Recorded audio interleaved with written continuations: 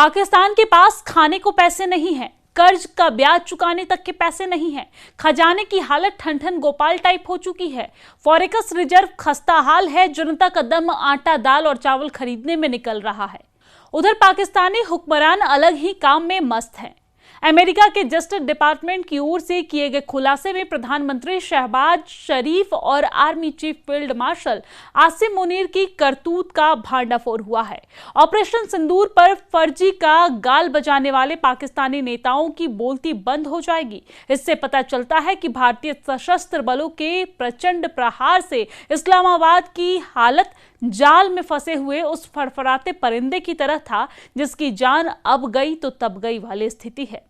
Operation सिंदूर के दौरान अमेरिकी पॉलिसी मेकर्स और सांसदों को साधने के लिए पाकिस्तान ने अपनी गरीब जनता का पैसा पानी तक की तरह बहाया है। उसने हर महीने 50,000 अमेरिकी डॉलर सिर्फ इसलिए खर्च किए हैं कि पहलगाम टेरर अटैक में खुद को निर्दोष साबित करके उसके खोखले वादे पर अमेरिका भरोसा कर ले।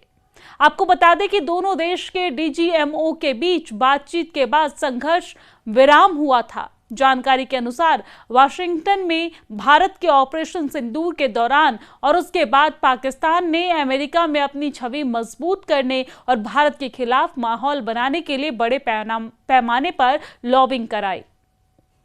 अमेरिका के डिपार्टमेंट ऑफ जस्टिस में दाखिल दस्तावेजों से पता चलता है कि पाकिस्तान ने नामी और प्रभावशाली लॉबिंग कंपनियों को भारी भरकम रकम देकर अमेरिकी सांसदों, सीनेटरों और नीति निर्धारकों तक अपनी बात पहुंचाने की कोशिश की है।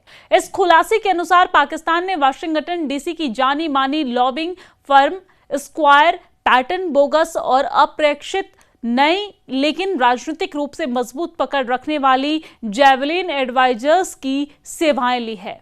इन कंपनियों का काम अमेरिकी कांग्रेस के दोनों सदनों के शीर्ष नेताओं और विदेश नीति से जुड़े अहम सांसदों से संपर्क साधना था। दरअसल जैवलिन एडवाइजर्स को पाकिस्तान ने अप्रैल महीने में नियुक्त किया। रिपोर्ट के अनुसार इस फर्म के संस्थापक डोनाल्ड ट्रंप के पूर्व बॉडीगार्ड कीथ शिलर और ट्रंप ऑर्गेनाइजेशन के पूर्व अधिकारी जॉर्ज सोरियल हैं। पाकिस्तान ने इन कंपनी को हर महीने 50,000 अमेरिकी डॉलर करीब 41 लाख रुपए फीस पर रखा। डीओजे में दाखिल कागजात बताते हैं कि ऑपरेशन सिंदूर के दौरान जैवलिन एडवाइजर्स ने अमेरिका के कई बेहद प्रभावशाली नेताओं के दफ्तरों से संपर्क किया। इसमें senate majority leader John Thune और senate minority leader Chuck Schumer, house majority leader Steve Scalise और house minority leader Hakeem Jeffries जैसे नाम शामिल है। इसके अलावा फर्म ने उन सांसदों को भी निशाना बनाया जो विदेश नीति, रक्षा और दक्षिण एशिया से जुड़े मामलों में अहम भूमिका निभाते हैं। जैवलिन एडवाइजर्स ने अमेरिकी संसद के हाउस फॉरेन अफेयर्स कमेटी के चेयरमैन ब्राउन मास्ट और अमेरिका में पाकिस्तान के राजदूत रिजवान सईद शेख के बीच 7 मई 2025 को एक कॉल आयोजित करवाई थी और इस बातचीत में नई दिल्ली और इस्लामाबाद के बीच बढ़े तनाव पर चर्चा की गई। इसके साथ ही सीनेट की विदेश संबंध, खुफिया और सशस्त्र सेवा समितियों से जुड़े सीनेटरों के दफ्तरों से भी संपर्क साधा गया।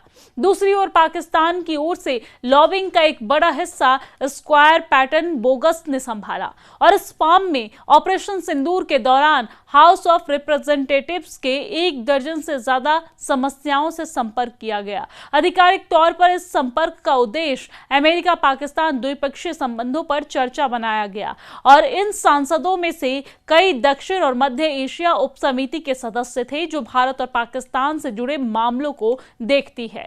जस्टिस डिपार्टमेंट में दर्ज जानकारी के मुताबिक स्क्वायर पैटर्न बोगस ने अमेरिकी सांसदों के बीच एक नोट भी वितरित किया और इस नोट में पाकिस्तान का पक्ष रखा गया था।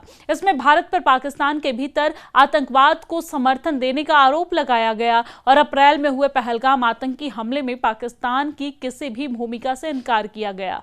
साथ ही इन नोट में अमेरिकी राष्ट्रपति डोनाल्ड ट्रंप की उस कथित इच्छा का स्वागत किया गया है जिसमें उन्होंने कश्मीर मुद्दे को सुलझाने में मध्यस्थता की बात कही थी। इस नोट में कहा गया कि पूरे युद्ध को टालने की अपनी विशेष क्षमता दिखाने के बाद अमेरिका को भारत और पाकिस्तान के बीच ऐसे समझौते कराने में सक्रिय रहना चाहिए जिन्हें सत्यापित किया जा सके। पाकिस्तान अमेरिका की मध्यस्थ भूमिका का स्वागत करेगा और इस बयान से साफ है कि पाकिस्तान कश्मीर मुद्दे को अंतर्राष्ट्रीय मंच पर फिर से उठाने की कोशिश कर रहा है। इतना ही नहीं, इन लॉबिंग कंपनियों ने अमेरिकी मीडिया को भी अपने दायरे में रखा। खुलासे के मुताबिक ऑपरेशन सिंदूर के दौरान अमेरिकी अखबारों के पत्रकारों से भी संपर्क किया गया ताकि पाकिस्तान का नजरिया प्रमुख मीडिया में जगह पा सके।